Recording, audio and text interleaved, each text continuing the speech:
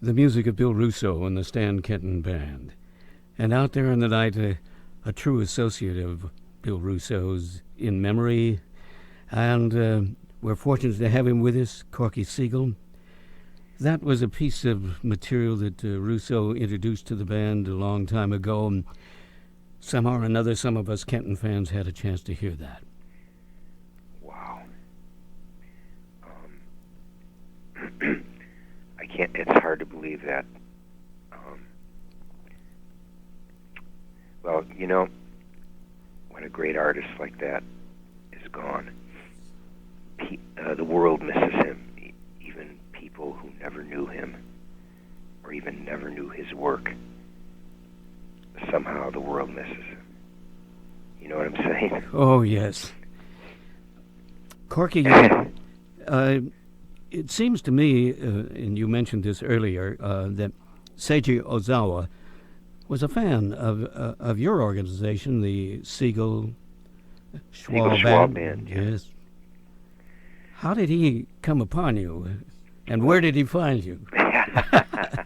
What was the setting? Yeah, well, the Siegel Schwall Band had been performing maybe just for, I don't know, we got our second gig. Our first one was at Pepper's Show Lounge, where we were the house band. We played every Thursday night. And this is Chicago. Yeah, in Chicago.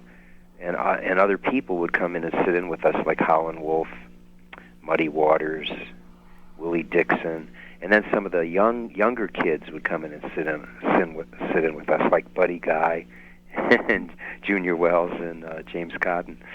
And this is how we actually got our start. We were just learning to play music then. And what an academy! Exactly. So we spent a number of months there, and then our second engagement was at a place called Big John's in Chicago.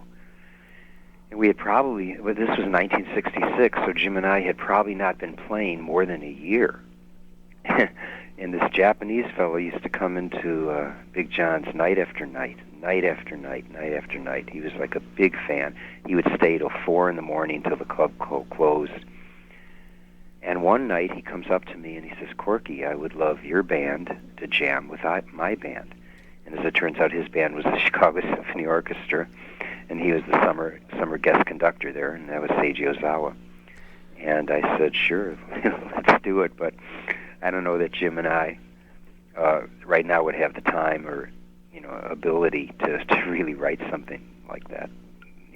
So that's when we got our friend William Russo to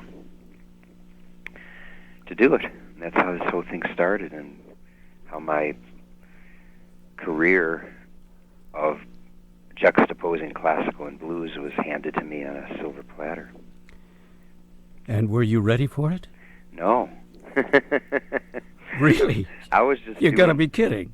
Well, I was just doing what I usually do, which is sort of go along with everything. Oh, you want me to play with the symphony orchestra? Well, that's a crazy idea, but okay, And Seiji used to say, for years, he used to tell me, Corky, you must pursue this. The classical world needs the spark that the blues offers. He says they absolutely need it. And he said, you must pursue this. And I really, honestly didn't. I love doing it, and I love Seiji and Bill and the symphonies, and everyone was so great to us. And I was a blues musician, so it really didn't seem like it was my thing. Armed with harmonica, blues harmonica player. And what happened was the classical world, I didn't pursue it, but it kept pursuing me, and I was getting invitations all over the world, and I finally was invited to write some symphonic music myself, and I did that, and that turned out to be a great success, and I got more commissions from the National Symphony and from the San Francisco Orchestra. And, all of a sudden, here I am writing this blues classical juxtaposition, being totally involved in it, but just sort of going along with things until one day, and, it didn't take me long. Since 1966, it only took me till 1983 to realize that this is what I do, and I totally fell in love with the idea of blending these juxtaposing these two forms. But as I tell all the critics, it was neither my Chamber Blues, the chamber group that I tour with, was neither my idea nor my fault. So that was the story. Corky Siegel, then you finally got into the studio, and the chemistry that evolved here for the street music that we're going to listen to, Opus 65, a blues concerto. Yeah. And there are 4 movements. This was this a collaboration? How did it work? Well, the composition was a William Russo composition. Of course, he had to make sure that what he was writing would work for me. So I had to work with him very closely on that, and in that sense, it was a collaboration. And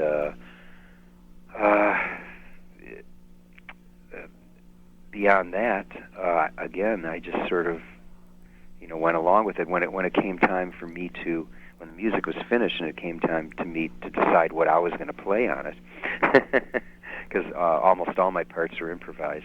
I was going to ask you that. Yeah, I actually worked very, very hard to make sure that my improvisations would fit in the context of the music and offer something, a little different.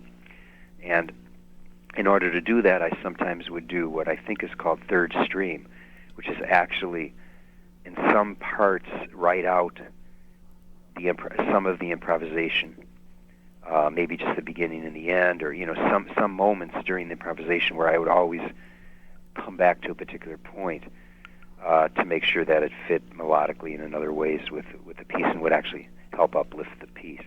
So in that sense, I added a little bit of compositional aspects to it in that way also. But basically, the piece of music was pretty, especially the first piece, 3 pieces for blues band and symphony orchestra, was pretty an outrageous undertaking. Imagine, Seiji Ozawa for him, bringing in this. We're talking the '60s here, when the generation gap was wider than the Grand Canyon. Bringing a long-haired blues band up on stage with major symphony orchestras on subscription series concerts. And then William Russo, artistically, as we liked saying in those days, we were writing something for everyone to dislike. In other words, there'd be something in there for everyone to dislike, because we were not, neither Bill nor I were ever not willing to take risks. And, we feel that, the job of the artistic attitude, and I say that because everyone is an artist, is to look at a situation and see a solution right in front of you and go, there's got to be a better way. There has to be a better way than what seems to be the obvious solution, so that things could be better, so that we could leave the status quo and move ahead. Did you feel that you accomplished that? Well, we're working on it. Well, what a wonderful evolution. And I want to thank you for taking time, because we're watching the clock and the posts for news, and what we want everyone to do is hear the 4 movements of Opus 65, composition William Russo, improvisation and other elements, Corky Siegel, and of course out in front, Seiji Ozawa and the San Francisco Symphony. And thanks very much for taking time. We could go on and talk all night long, I'm sure. I could. Thank you, Corky. Thank you, Leigh. It's so great to talk to you. Great to renew again.